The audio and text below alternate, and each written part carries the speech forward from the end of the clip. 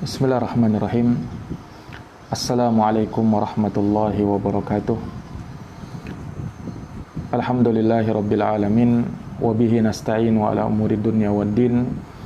Asyhadu an la ilaha illallah wahdahu la syarikalah wa asyhadu anna Muhammadan abduhu wa rasuluh sallallahu alaihi wa ala alihi wa sahbihi wa man tabi'ahum bi ihsanin ila yaumiddin wa sallama tasliman katsira amma ba'd. Ma'asyiral muslimin wal muslimat, al musyahidin wal musyahidat, para pemirsa, para pendengar dimanapun Anda berada, rahimani wa rahimakumullah. Semoga Allah subhanahu wa ta'ala merahmatiku dan merahmati kita seluruhnya.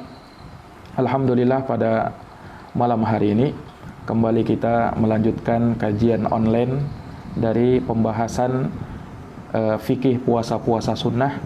Dan kali ini kita akan ambilkan dari pembahasan kitab Umdatul Ahkam min kalami khairil anam, karya Al-Imam Abdul Ghani Al-Maqdisi rahimahullahu ta'ala. Alhamdulillah, kita telah menyebutkan hadits-hadits terkait dengan puasa-puasa sunnah dalam kitab Bulughul Maram. Maka kali ini kita akan ambilkan dari pembahasan kitab Umdatul Ahkam. Di situ Syekh Abdul Ghani, Al-Imam Abdul Ghani Al-Maqdisi rahimahullah menyebutkan satu pembahasan di kitabus siyam, yaitu bab afdhalus siyami wa ghairuhu. Bab tentang puasa yang paling utama, ya, maksudnya dari puasa-puasa sunnah yang paling utama, wa ghairuhu, dan selainnya, ya, maksudnya dari puasa-puasa yang tidak utama, atau dari perkara yang dilarang untuk melakukan ibadah puasa di situ.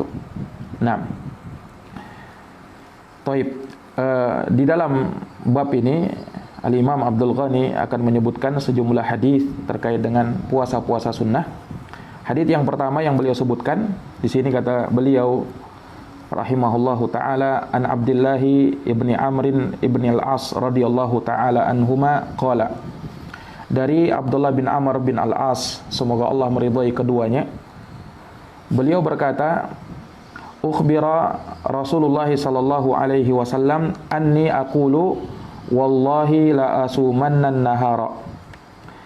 Ya, kata Abdullah bin Amr, telah dikabarkan kepada Rasulullah sallallahu alaihi wasallam bahwasanya aku telah mengatakan, wallahi la asumanna nahar, demi Allah aku akan berpuasa, ya, di sepanjang siang. Wala aku mannal laila ma'ishtu, dan aku akan berdiri di sepanjang malam untuk qiyamul lail selama aku masih hidup. Jadi Abdullah bin Amr mengucapkan kalimat ini, ya, bersumpah bahwa dia akan terus menerus puasa di siang hari dan terus menerus sholat di malam hari selama ia masih hidup. Maka hal tersebut sampai kepada Rasulullah sallallahu alaihi wasallam. Faqala Rasulullah sallallahu alaihi wasallam, maka Rasulullah sallallahu berkata kepada sahabat Abdullah bin Amr bin Al-As radhiyallahu an, antal ladzi taqulu dzalik, kata Rasulullah, apakah engkau yang mengatakan hal tersebut? Faqultu lahu qad qultuhu, maka aku katakan kepada Nabi, sungguh aku telah mengatakannya. Ini maksudnya dia telah mengatakan kalimat tersebut, bersumpah dia akan berpuasa di sepanjang siang dan akan qiyamul lail di sepanjang malam selama dia masih hidup. Maka Abdullah bin Amr menegaskan, qad qultuhu bi abi anta wa ummi. Ya, sungguh aku telah mengatakannya. Nah, ayah dan ibuku sebagai tebusanmu. Ya. Qala, maka Rasulullah SAW berkata kepada sahabat Abdullah bin Amr ibn al-As, ya, kata Rasulullah, fa innaka la tastati'u dzalik, ya, sesungguhnya engkau tidak mampu untuk melakukan hal tersebut. Fasum wa aftir, ya, berpuasalah dan berbukalah. Jadi jangan puasa di sepanjang hari, ya, maksudnya jangan berpuasa terus menerus setiap hari berpuasa tanpa ada waktu berbuka, jangan. Kata Nabi, berpuasalah dan terkadang berbukalah. Waqum wanam, ya. Demikian pula berdirilah qiyamul lail dan tidurlah. Jangan qiyamul lail di sepanjang malam, ya. Wasum minasyahri thalathata ayyam. Puasalah 3 hari dalam 1 bulan. Jadi Nabi menunjukkan kepada sahabat Abdullah bin Amr bin Al-As sesuatu yang lebih mudah. Puasalah 3 hari dalam 1 bulan. Nah, kata Nabi SAW, fa innal hasanata bi asyri amsalihha. Karena sesungguhnya ya, satu kebaikan itu dilipat gandakan menjadi 10 kebaikan. Jadi kalau dia puasa 3 hari, ya sama saja dengan puasa 1 bulan. Karena 1 dilipat gandakan menjadi 10. Wadzalika mislu siyamid dahar. Dan itu sama seperti puasa sepanjang tahun. Nah, ini puasa 3 hari dalam 1 bulan itu sama dengan puasa sepanjang tahun. Qultu fa inni utiku afdhala min dalik. Kata sahabat Abdullah bin Amr bin Al-As, ya, sesungguhnya aku mampu lebih afdal dari itu ya Rasulullah. Ini aku mampu berpuasa ya lebih dari 3 hari dalam 1 bulan. Nah, maka kata Rasulullah SAW, fasum yauman wa aftir yaumain. Kalau begitu, berpuasalah 1 hari dan berbukalah 2 hari. Ya, jadi puasa 1 hari, buka 2 hari. Qultu fa inni utiku afdhala min dalik. Kata Abdullah bin Amr, aku mampu lebih daripada itu ya Rasulullah. Qala fasum yauman wa aftir yauman. Maka Rasulullah bersabda, kalau begitu puasalah 1 hari dan berbukalah 1 hari. Fadzalika siyamu Daud. Itulah puasanya Nabi Daud. Wa huwa afdhalus siyam. Dan itu puasa yang paling utama. Kata Nabi sallallahu alaihi wasallam. Fakultu, maka kata Abdullah bin Amr, inni utiku afdhala min dalik. Aku mampu lebih dari itu ya Rasulullah. Maka kata Rasulullah, la afdhala min dalik. Tidak ada yang lebih utama daripada itu. Ya, tidak ada yang lebih utama lagi daripada puasanya Nabi Daud, yaitu sehari berpuasa, sehari berbuka. Sehari berpuasa, sehari berbuka. Ya. Wa fi riwayatin, disebutkan dalam satu riwayat, la sauma fauqa shaumi Daud. Tidak ada puasa di atas puasanya Nabi Daud. Syatrad dahar. Puasanya Nabi Daud itu puasa setengah tahun. Ya, karena tadi sehari berbuka, sehari berpuasa, sehari berbuka, sehari berpuasa. Jadi seakan-akan dia puasa setengah tahun. Ya, dalam 1 tahun itu setengahnya dia ambil puasa. Sum yauman fa aftir yauman. Berpuasalah 1 hari dan berbukalah 1 hari. Itu puasa yang paling utama, itu puasa yang paling baik. Ya, hadits ini dikeluarkan oleh Imam Al-Bukhari dan Imam Muslim.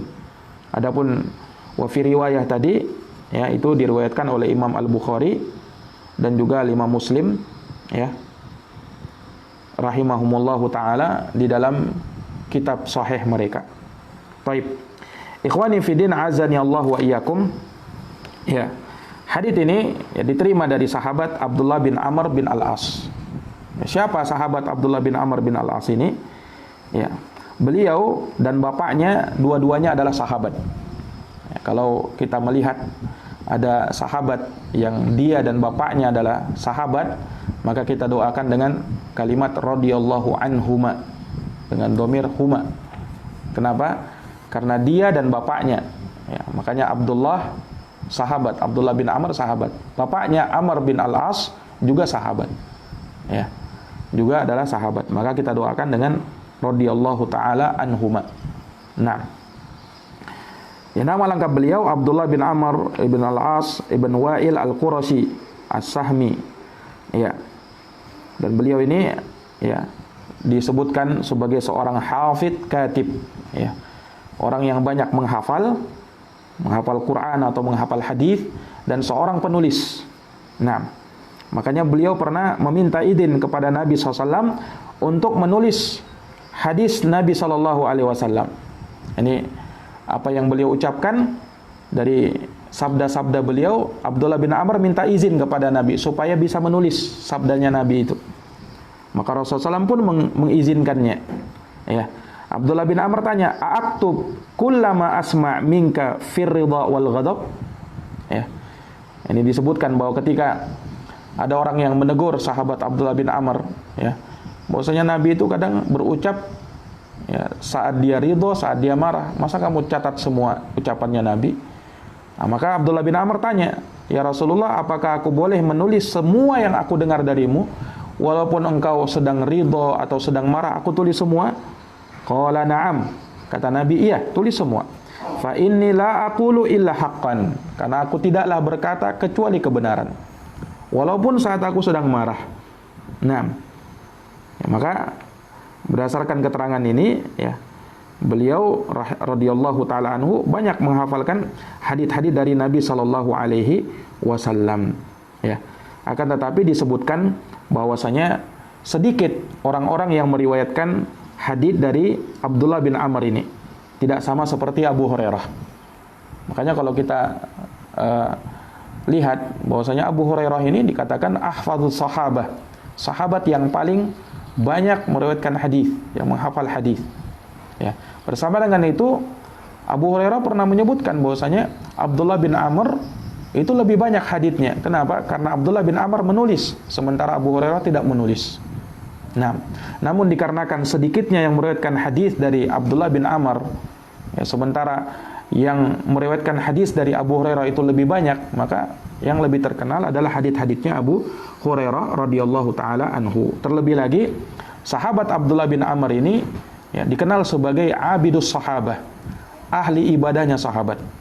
Ya, ahli ibadahnya sahabat. Ini orang yang sangat kuat dalam beribadah kepada Allah Subhanahu wa taala. Makanya nampak dalam hadis ini, ya, beliau radhiyallahu anhu ingin berpuasa di sepanjang hari dan ingin qiyamul lail di sepanjang malam, ya. Namun Nabi SAW pun menegurnya, ya. Yang paling utamanya puasanya Nabi Daud, puasa apa itu? 1 hari puasa, 1 hari berbuka, ya. Juga disebutkan bagaimana Nabiullah Daud alaihissalam, ya, nanti akan datang penyebutannya juga, ya, terkait dengan qiyamul lail yang beliau jalankan. Itu Nabiullah Daud alaihissalam tidur seperempat malam.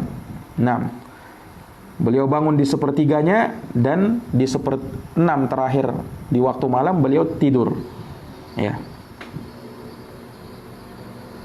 Nah, ini beliau sahabat Abdullah bin Amr bin Al-As, dan sahabat Abdullah bin Amr ini termasuk dari sahabat-sahabat yang terakhir meninggal, ya. Dan disebutkan juga oleh Imam Ahmad rahimahullah bahwasanya beliau meninggal dunia di kejadian tragedi Harrah di tahun 63 Hijriyah. Semoga Allah Subhanahu wa taala meridhai sahabat Abu Hurairah radhiyallahu taala anhu. Nah, dan beliau ini, ya, adalah sahabat kecil Nabi sallallahu alaihi wasallam. Ini beliau bersahabat dengan Nabi dan usia beliau masih belia. Nah, ya. Dari sana para ulama juga mengambil faidah, ya. Seperti yang disebutkan oleh Syekh Abdul Salam Asy-Syuwair hafizahullah taala dalam syarahnya, ya. Beliau menyebutkan, ya, satu faidah bahwasanya, nah, ini menunjukkan bahwasanya umur muda, ya, dan kebanyakan para pemuda, ya, memang masa-masa, ya, semangat untuk melakukan sesuatu, ya. Ketika ia terjerumus ke dalam kesesatan, ya, kelalaian, maka tentunya hal tersebut terkadang membuat dia semakin jauh. Nah, demikian pula kalau misalnya ia diberi taufik oleh Allah Subhanahu wa taala, ya, untuk dekat kepada Allah dan agamanya, maka, ya, semangat di usia muda itu tentu berbeda, ya, ketimbang di usia tua. Nah, ketimbang di usia tua. Makanya, ya, kita lihat bagaimana Abdullah bin Amr ibn Al-As radhiyallahu taala anhu, ya, semangat beliau di dalam mengusahakan ibadah yang paling utama. Nah, ya, memang hal tersebut dikarenakan girah beliau yang luar biasa terhadap agamanya, ya. Dan tentunya Allah Subhanahu wa taala sangat menyukai pemuda-pemuda yang seperti ini, ya. Sampai disebutkan dalam hadis, yu'jibu rabbuna minasyab laisat lahu sabwah, ya. Kata Nabi SAW dalam hadis qudsi, ya, atau disebutkan oleh Nabi SAW bahwasanya Rabb kita itu takjub, ya, dari seorang pemuda laisat lahu sabwah. Yang pemuda ini adalah pemuda yang soleh, yang ia tidak sama seperti pemuda-pemuda yang lain yang banyak terjerumus dalam kemaksiatan, kelalaian dan seterusnya. Tapi dia pemuda yang banyak beribadah kepada Allah. Dan juga dimaklumi bagaimana ya Nabi menyebutkan tentang 7 golongan yang akan mendapatkan naungan pada hari kiamat, hari yang tiada naungan kecuali naungannya Allah. Disebutkan salah satunya adalah wasyabun nasya'a fi ibadatillah, dan seorang pemuda yang ia tumbuh dalam beribadah kepada Allah Subhanahu wa taala. Nah, ini ikhwani fiddin azani Allahu wa iyyakum. Maka seseorang manakala menggunakan masa mudanya ya di atas kebaikan, di atas amal soleh, di atas ketaatan kepada Allah, tentunya hal tersebut akan bermanfaat bagi dirinya ya, dan dia insyaallah taala akan dijadikan sebagai hamba-hamba yang mulia di sisinya. Taib. Kemudian ikhwani fiddin azani Allah wa iyyakum, di antara faedah yang kita bisa ambil dari hadis ini juga ya, bahwa tatkala Abdullah bin Amr menyebutkan bahwasanya Rasulullah SAW dikabarkan ya kepada beliau tentang ucapanku. Berarti kan ada yang mengabarkan kepada Nabi bahwasanya si Abdullah bin Amr bin Al-As ini mengucapkan kalimat-kalimat seperti ini ya Rasulullah. Bagaimana ini? Ya. Nah, di sini ada faedah ya, bahwasanya pengkhabaran di sini berarti ada orang yang mengabarkan apa yang dilakukan oleh sahabat Abdullah bin Amr. Ya. Pengkhabaran seperti ini ya kata para ulama ini bukanlah bentuk ghibah. Ya. Jadi bukan artinya kalau gitu ada sahabat yang menggibah Abdullah bin Amr bin Al-As yang dia cerita di belakang kepada Nabi SAW, melaporkan kepada Nabi. La, itu bukan ghibah. Akan tetapi ini mimbab al-istifta, yaitu meminta fatwa kepada Nabi, ya kan? Karena yang didatangi adalah Nabi. Ya, sahabat yang mengabarkan kepada Nabi tentang apa yang diucapkan oleh Abdullah bin Amr ini, ia ingin tahu hukumnya. Ya. Maka ia meminta fatwa kepada Nabi sallallahu alaihi wasallam, atau dalam bentuk ingkarul mungkar. Ya, karena apa yang dilakukan Abdullah bin Amr ini menurut sahabat yang mengabarkan tersebut mungkin adalah sesuatu yang mungkar, maka dia ingin melakukan ingkarul mungkar, mengingkari suatu kemungkaran. Ia tidak bisa lakukan, ia datang kepada Nabi sallallahu alaihi wasallam. Ya.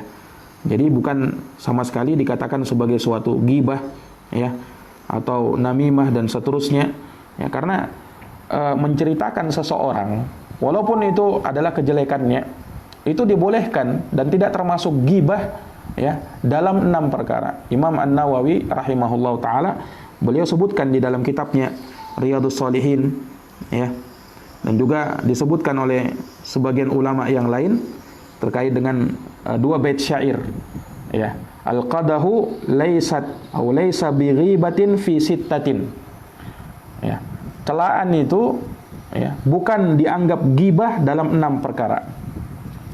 Mutadhallimin wa mu'arrifin wa muhaddiri wa limudahhirin fisqan wa mustaftin wa man talabal i'anah fi izalati munkari ya. Ini 2 bait syair. Katanya bahwa celaan itu bukan dianggap ghibah dalam 6 perkara. Yang pertama, mutadhallimin, orang yang menzolim, orang yang menzolimi orang lain. Ya. Ini orang yang menzolim, ketika disebut kezolimannya ini karena dia menzolimi, ya, maka itu bukan ghibah. Ya. Itu bukan ghibah. Kalau mau dikatakan ghibah, itu ghibah yang halal. Kenapa? Dia sudah berbuat zolim. Ya. Yang kedua, wa mu'arrifin, orang yang mu'arrif. Mu'arrif itu artinya ia ingin mengenalkan seseorang ya. Misalnya kadang dia sebut si tinggi itu atau si pendek itu bukan dengan maksud untuk merendahkan. Nah, ini dilihat, kalau dia maksudkan itu untuk merendahkan maka jatuh dalam ghibah. Tapi kalau hanya maksudkan untuk memperkenalkan ya, misalnya itu si Ahmad yang mana? Ahmad yang tinggi-tinggi itu orangnya. Ini boleh hanya untuk memperkenalkan, untuk mengenalkan orangnya, karena banyak orang bernama Ahmad mungkin, ya. Maka dia ingin ta'rif, ya, bahwasanya si Ahmad yang tinggi. Ini boleh, ya. Sebagaimana para ulama dulu ada yang dikenal Al-Imam Al-A'raj, yang pincang kakinya, Al-A'mash, yang buta matanya, ya, Al-A'war, yang juling matanya. Nah, ini para ulama dikenal dengan hal tersebut karena untuk memperkenalkan memang. Ini bukan gibah, terhitungnya bukan gibah. Kemudian wa muhadziri, orang yang mentahdir, memperingatkan orang lain dari seseorang yang mempunyai pemikiran yang menyimpang misalnya. Ini boleh, dan mentahdir itu bagian dari agama kita. Walaupun harus sesuai dengan kaedah-kaedah dan dawabit syar'iyyah, bukan tahdir yang serampangan, ya. Nah, ketika memang tahdirnya benar, nah itu boleh kadang dia menyebutkan seseorang, ya. Nah, itu bukan ghibah, ya. Nah, ini harus dipahami. Kemudian wali mudhahirin fisqan, orang yang terang-terangan menampakkan kefasikannya, ya. Misalnya terang-terangan minum khamar di pinggir jalan, ya. Nah, ini yang seperti ini halal untuk digibahi, ya. Kenapa? Terang-terangan melakukan maksiat, ya. Kemudian yang kelima, wa mustaftin, orang yang minta fatwa.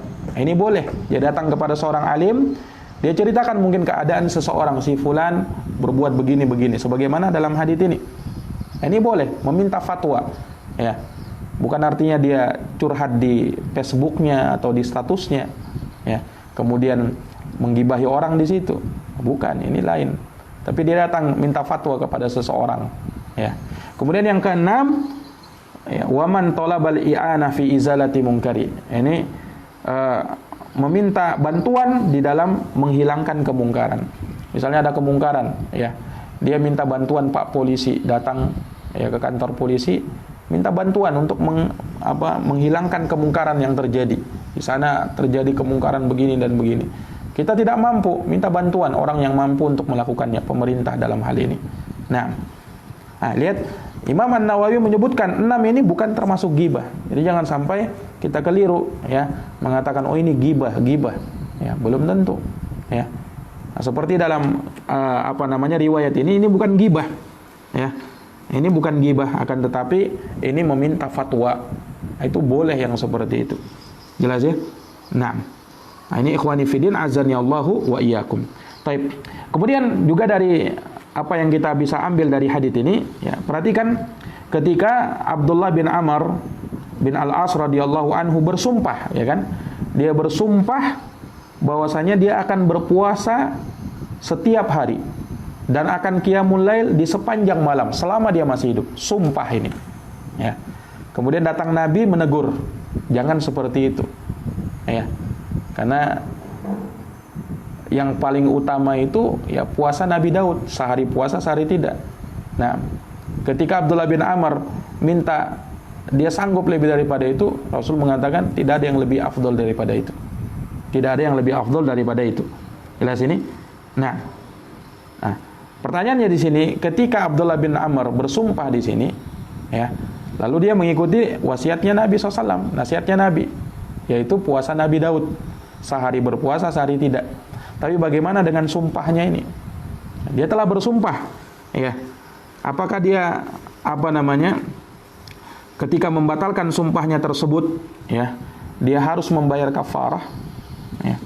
Nah, ini ikhwani fiddin azani Allah, ya. Karena, ya, dimaklum, ya, orang yang melakukan sumpah kemudian dia melanggar sumpahnya, ya, maka dia mesti membayar kafarah. Hanya para ulama berbicara dalam hal ini terkait dengan sumpah dalam perkara yang baik kemudian dia batalkan. Ini jelas dia bayar kafarah kalau dia batalkan. Kalau dalam perkara yang baik, ya. Demikian. Nah, bagaimana kalau misalnya dia bersumpah untuk perkara yang tidak benar, lalu dia batalkan? Ini ulama berselisih pendapat, ya. Banyak dari para ulama mengatakan dia tidak bayar kafarah. Kenapa? Karena yang dia lakukan, yang dia bersumpah di situ perkara yang tidak benar, yang tidak dibenarkan oleh syariat. Sama seperti Abdullah bin Amr di sini, dia ingin berpuasa sepanjang hari dan qiyamul lail sepanjang malam, ya kan? Nabi tegur, ini tidak benar yang seperti ini, ya. Maka nanti akan datang penyebutannya puasa seperti itu hukumnya makruh, bahkan sebagian ulama ada yang mengharamkannya. Nah, Ketika Abdullah bin Amr tidak melakukan apa yang dia sumpah, berarti dia membatalkan sumpahnya. Apakah dia bayar kafarah? Ulama berselisih pendapat dalam hal ini, ya. Akan tetapi untuk lebih hati-hatinya dia bayar kafarah. Dia bayar kafarah, ya. Ketika dia membatalkan sumpah, siapa saja, apa saja sumpahnya dia batalkan, ya. Maka dia bayar kafarah. Sama seperti dulu mungkin ada seorang pernah melakukan baiat bukan kepada pemerintah, ya kan? Karena baiat itu boleh diberikan, baiat itu sumpah setia hanya kepada pemerintah kalau mereka memintanya, ya. Adapun kepada pimpinan kelompok, ini tidak boleh, dan itu dari kesesatan. Tidak boleh untuk baiat selain kepada penguasa kaum muslimin apabila mereka memintanya, ya. Kalau misalnya ada yang bersumpah seperti itu, ya, nah, kemudian di kemudian hari dia pun sadar bahwasanya itu tidak dibenarkan dalam agama, apakah dia bayar kafarah? Ya, kita katakan ulama berselisih pendapat dalam hal ini, tapi yang lebih amannya dia bayar kafarah. Karena sebagian ulama mengatakan memutlakkan semua sumpah kalau dia lakukan dan dia batalkan, baik sumpah dalam hal yang baik atau dalam hal yang buruk, maka dia bayar kafarah. Ya. Ataupun misalnya ada orang berkata begini, demi Allah saya akan membunuh si fulan. Ini kan jelas kemungkarannya, ya kan? Tapi dia bersumpah sudah seperti itu. Di kemudian hari dia sadar, ini perbuatan saya tentu tidak dibenarkan, ya kan? Maka dia harus bayar kafarah karena dia sudah bersumpah tadi. Tapi sekarang kafarahnya apa? Ya. Dia bayar kafarah. Kafarah sumpah itu disebutkan dalam hadits kafaratu nadar, kafaratu yamin. Ya. Kafarah nadar itu sama dengan kafarah yamin. Kafarah sumpah. Jadi orang yang membatalkan nazarnya, ya, wajib bayar kafarah kan? Sama seperti orang yang membatalkan sumpahnya, wajib bayar kafarah. Kafarah sumpah dengan kafarah nadar itu sama. Ya, sebagaimana yang Allah sebutkan dalam surat Al-Maidah ayat 89. Ya, yaitu pilih dari salah satu dari 3. Yang pertama, memberi makan 10 orang miskin atau pakaian 10 orang miskin. Yang kedua, ya. Yang kedua, membebaskan budak. Membebaskan budak. Yang ketiga, puasa 3 hari. Ini nama bayar kafarah sumpah, sebagaimana yang Allah Subhanahu wa taala sebutkan dalam surat Al-Maidah ayat 89. Ya, jadi siapa saja yang pernah bersumpah lalu membatalkan, ya, bayar kafarah. Nah, sebagaimana di sini, ya, walaupun wallahu alam Nabi tidak sebutkan wajib bayar kafarah, tapi wallahu alam untuk lebih hati-hatinya dia bayar kafarah. Jelas ya? Nah, sebagian ulama berdalilkan dengan hadits ini dia tidak bayar kafarah. Kenapa? Karena Nabi tidak menyebutkan. Nabi tidak katakan kepada Abdullah bin Amr, kafir, kalau begitu kamu bayar kafarah, ya kan? Nabi tidak sebutkan seperti itu. Seandainya itu wajib, niscaya akan Nabi sebutkan. Ya, ini istidlal para ulama, ya, pendalilan para ulama akan hal tersebut. Namun kalau ingin lebih berhati-hatinya dia bayar kafarah, ya, untuk lepas dari silang pendapat para ulama rahimahumullahu taala di dalam perkara ini. Ini ikhwani fiddin azani Allahu wa iyyakum. Ya. Taib. Kemudian di sini dalam hadits ketika Abdullah bin Amr bin Al-As, ya, menyebutkan bahwasanya dia akan berpuasa seperti itu, maka Nabi tegur kan? Nabi katakan fa innaka la tastati'u dzalik. Engkau tidak mampu wahai Abdullah bin Amr. Maksudnya engkau tidak mampu melakukan puasa seperti itu. Apa maknanya? Dijelaskan oleh Al-Hafidz Ibnu Hajar dalam kitabnya Fathul Bari. Kata beliau, yahtamilu ayyuridu bihi al-hala ar-rahinah. Ya. Ada ihtimal, ada kemungkinan yang dimaksud di sini, ya, ini sesuai dengan apa yang disebut oleh Nabi. Kamu betul-betul tidak mampu. Ya. Ini Nabi tahu bahwasanya Abdullah bin Amr ini hanya membebani dirinya terhadap sesuatu, ya, dan ingin memberat-beratkan dirinya akan sesuatu. Nah, hal tersebut terkadang bisa mengantarkan ia untuk tidak mendapatkan perkara yang lebih penting dari hal tersebut. Ya, itu kata Al-Hafidz Ibnu Hajar. Wa yahtamilu, atau ada kemungkinan lain, ya, maksudnya Nabi kamu tidak mampu, maksudnya kamu nanti tidak akan mampu, ya. nantinya kamu tidak akan mampu. Nah, ya, ini ketika kamu sudah di masa usia lanjut, ya, di usia tua kamu sudah lemah, nah, kamu tidak akan sanggup, ya kan? Dan terbukti, ikhwani fillah azani Allah wa iyyakum, sahabat Abdullah bin Amr di masa tuanya, beliau pun yang mengatakan, ya, seandainya dulu saya mengambil apa yang diwasiatkan oleh Nabi kepadaku, ya, untuk berpuasa 3 hari dalam 1 bulan, niscaya itu yang aku lakukan. Kata sahabat Abdullah di masa tuanya beliau. Subhanallah. Nah ini jadi Nabi mengucapkan seperti itu, kamu tidak mampu, maksudnya nanti kamu tidak akan mampu. Di usia tuamu kamu tidak mampu. Kenapa? Suatu amalan kalau sudah dikerjakan, ya, itu seseorang dituntut untuk terus mengerjakannya, ya. Dalam artian dibenci manakala dia suatu hari meninggalkannya. Suatu hari meninggalkannya. Makanya dicela seorang yang terbiasa melakukan suatu amalan, kemudian suatu hari dia tinggalkan.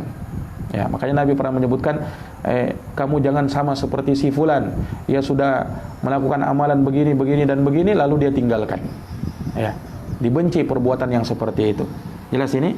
Nah, ini ikhwani fiddin azani Allahu wa iyyakum. Ya.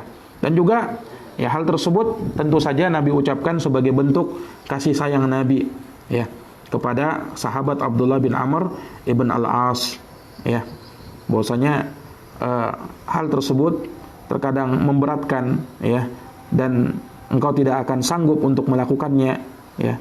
Maka ini ikhwani fiddin azani Allah wa iyyakum, dari perkara yang dituntunkan oleh Nabi sallallahu alaihi wasallam. Taib. Ini hadis yang pertama yang beliau sebutkan. Kemudian berikutnya hadis juga dari sahabat Abdullah bin Amr bin Al-As radhiyallahu taala anhu, ya. Di sini kata beliau, qala Rasulullah sallallahu alaihi wasallam, inna ahabbas siyami ila Allah siyami Daud. Sesungguhnya, ya, puasa yang paling dicintai oleh Allah adalah puasanya Nabi Daud. Wa ahabbas salati ila Allah salatu Daud. Dan salat yang paling dicintai oleh Allah adalah salatnya Nabi Daud, ya. Kana yanamu nisfal lail wa yaqumu thuluthah. Di mana Nabi Daud itu, beliau, ya, alaihi salam, yanamu nisfal lail, beliau tidur, ya, 1/2 malam. Dan wa yaqumu thuluthah, dan beliau bangun di 1/3 malam. Wa yanamu sudusah, dan beliau tidur di 1/6 malam terakhir. Wa kana yasumu yauman wa yuftiru yauman, dan beliau berpuasa sehari dan berbuka sehari. Hadis ini dikeluarkan oleh Imam Al-Bukhari dan Imam Muslim, ya, rahimahumullahu taala. Baik. Ikhwani fiddin azani Allah wa iyyakum, ya. Hadis ini, ya, dari sahabat Abdullah bin Amr ibn al-As radhiyallahu taala anhu, ya, yang menunjukkan kepada kita bahwasanya puasa yang paling dicintai oleh Allah Subhanahu wa taala adalah puasanya Nabi Daud alaihissalam. Demikian halnya, ya, salat malam yang paling dicintai oleh Allah Subhanahu wa taala, ya, adalah salatnya Nabi Daud alaihissalam, ya. Kita tahu Nabi Daud alaihissalam ini adalah seorang nabi dari nabi-nabi Allah Subhanahu wa taala dari Bani Israel, nabinya Bani Israel yang datang setelah Nabi Musa alaihissalam, ya. Allah Subhanahu wa taala memberikan kepada beliau nubuwah, kenabian, dan dijadikan sebagai seorang raja. Dijadikan sebagai seorang raja, ya. Beliau punya kekuasaan. Nah, dan juga Allah Subhanahu wa taala muliakan Nabiullah Daud dengan didatangkan kepada beliau kitab suci, yaitu kitab Zabur, ya. Ini dari kemuliaan Nabiullah Daud. Allah berikan kepada beliau hikmah dan faslul khitab, ya. Itu yang diberikan kepada Nabiullah Daud alaihi salatu wassalam. Beliau adalah Nabi Allah Subhanahu wa taala yang saleh, ya. Ada cerita yang tersebar, ya, mengatakan bahwasanya Nabi Daud ini, ya, pernah tertarik dengan seorang wanita. Kemudian wanita tersebut ternyata punya suami, maka Nabi Daud memerintahkan kepada suaminya untuk berperang dengan harapan supaya suaminya meninggal. Yang kemudian Nabi Daud menikahi istrinya tersebut. Ini cerita palsu, dusta kepada Nabiullah Daud alaihissalam. Beliau adalah nabi yang soleh dari nabi-nabi Allah Subhanahu wa taala, dan tidaklah pantas untuk dinisbatkan perkara-perkara yang demikian kepada Nabiullah Daud alaihissalam. Nah, baik, maka hadits ini sebagai nas ya, menunjukkan kepada kita bahwasanya puasa Nabiullah Daud adalah puasa yang paling terbaik. Kenapa? Dia puasa yang paling dicintai oleh Allah. Ya. Ini dari puasa sunnah tentu saja. Jadi puasa sunnah yang paling utama dari puasa sunnah yang ada adalah puasa sunnah Nabiullah Daud, sehari berpuasa, sehari tidak. Itu seakan-akan puasa setengah tahun. Ya. Puasa setengah tahun. Nah, ini ikhwani fillah azani Allah wa iyyakum. Dan juga ada tambahan faidah bahwasanya salat yang paling dicintai oleh Allah adalah salatnya Nabi Daud. Ya. Khususnya di salat malamnya, di mana beliau tidur seperdua malam, bangun di sepertiga malam, dan tidur di seperenam malam terakhir. Ya. Nah, di sini ikhwani fillah azani Allah wa iyyakum, ya. Qiyamul lail itu salat yang paling utama. Ya, kata Nabi SAW, afdalus salati ba'dal faridah salatul lail. Salat yang paling utama setelah salat fardu 5 waktu adalah salat qiyamul lail. Ya. Nah, dan qiyamul lail ini semakin afdal dilakukan manakala melakukan perkara-perkara yang dituntunkan oleh Nabi. Ya. Kalau dari sisi jumlah qiyamul lail itu ya tidak ada batasnya, karena Nabi mengatakan salatul laili masna masna. Salat di malam hari itu masna 2-2. Makanya ada yang memahaminya boleh sampai 21, boleh sampai 36 dan seterusnya. Ya. Walaupun yang dikerjakan Nabi, yang diriwayatkan dari Nabi, beliau mengerjakan 11 rakaat. Ya. Kalau untuk salat witirnya itu 11 rakaat. Terkadang Nabi mengerjakan sampai 13, ada yang menyebutkan riwayat 15. Tapi yang masyhurnya 11 rakaat sampai 13 rakaat. Nah, adapun dari sisi kondisi, keadaan atau utamanya qiyamul lail itu dilakukan apakah kita lakukan langsung ya, atau didahului oleh tidur dulu ya. Kita katakan yang lebih utama itu adalah qiyamul lail kalau kita lakukan dengan tidur terlebih dahulu. Nah, karena itu yang dikerjakan oleh Nabi Daud, ya kan? Salat yang paling utama kata Nabi, salatnya Nabi Daud di malam hari. Beliau awali salat malamnya dengan tidur dulu. Dan itu yang dicontohkan oleh Nabi. Walaupun qiyamul lail itu memang tidak disyaratkan harus tidur dulu. Ya. Tapi dari sisi afdoliyahnya saja, dari sisi yang lebih utama, tidur dulu baru salat. Ya, tidur dulu baru salat, dan itu yang dikerjakan oleh Nabi sallallahu alaihi wasallam. Nah, di sini beliau Nabi Daud tidur itu di seperdua malam. Beliau bangun ya. Setelahnya kemudian beliau sholat. Beliau sholat di sepertiga malam dan tidur lagi setelahnya di seperenam malam terakhir. Bagaimana maksudnya itu? Ya. Ini kalau kita bagi waktu malam itu, waktu malam dikatakan waktu malam itu dari semenjak matahari terbenam, itu waktu maghrib, sampai terbitnya fajar, waktu subuh. Itu waktu malam. Ya, jadi setelahnya dan sebelumnya berarti itu waktu pagi, siang, sore dan seterusnya, ya kan? Jadi waktu malam semenjak matahari terbenam sampai terbitnya fajar, sampai terbitnya fajar. Kalau kita bagi waktu malam itu menjadi 6 bagian. Nah, maka kita bisa dapatkan ini apa yang dimaksud dengan Nabi Daud tidur seperdua malam, bangunnya di sepertiga malam terakhir, kemudian tidur lagi di seperenam terakhir. Karena waktu malam itu dibagi 6. Ya, silakan saja kalau hitung pakai jam dari setelah maghrib sampai terbitnya fajar itu berapa jam? Ya, taruhlah misalnya contoh saja 12 jam misalnya. Misalnya, walaupun tidak segitu ya kayaknya, tidak segitu. Tapi kita contohkan supaya untuk mempermudah. Jadi 12 jam itu waktu malam. Nah, bagi 6. Bagi 6 berarti kita dapati 22 ya kan? 2 jam pertama itu seperenam pertama, 2 jam kedua seperenam kedua, 2 jam ketiga seperenam ketiga dan seterusnya. Nabi Daud tidur setengah malam, artinya di seperdua malam beliau tidur. Maksudnya dari awal malam sampai seperdua malam. Berarti Nabi Daud itu tidur 1/6 pertama beliau tidur, 1/6 kedua, 1/6 ketiga, 1/6 keempat beliau bangun. Kan karena ini kan setengah sudah kan? Setengah sudah. Ini beliau tidur sampai 1/6 ketiga. 1/6 keempat itu beliau bangun. Beliau sholat sampai 1/6 kelima. 1/6 kelima. Nah di 1/6 terakhir beliau tidur lagi. Kemudian bangun. Paham? Nah seperti itu maksudnya. Nah, itu untuk memudahkan pemahaman kita terkait dengan hadits ini. Ya. Jadi seperti itu petunjuknya Nabi. Makanya Nabi SAW pun menuntunkan kalau seorang habis qiyamul lail, ya, dia hendaknya sebelum sholat subuh dia berbaring walaupun sejenak. Dia berbaring dulu di rusuk sebelah kanannya, ya. Nah, itu sunnahnya. Kemudian baru setelahnya bangun untuk sholat subuh. Jangan sampai ketiduran juga. Akhirnya tidak dapat sholat subuh, ya kan? Nah, ini ikhwani fiddin, azani Allahu wa iyyakum. Thayyib. Nah, kemudian dari masalah yang ada dalam hadits ini, ya. Jadi disunnahkan puasa 1 hari dan berbuka 1 hari, ya. Kecuali hari-hari yang dilarang puasa. Ada 5 hari dilarang puasa, yaitu Idul Fitri, Idul Adha, dan 3 hari Ayyamut Tasyrik, tanggal 11, 12, dan 13 Dzulhijjah.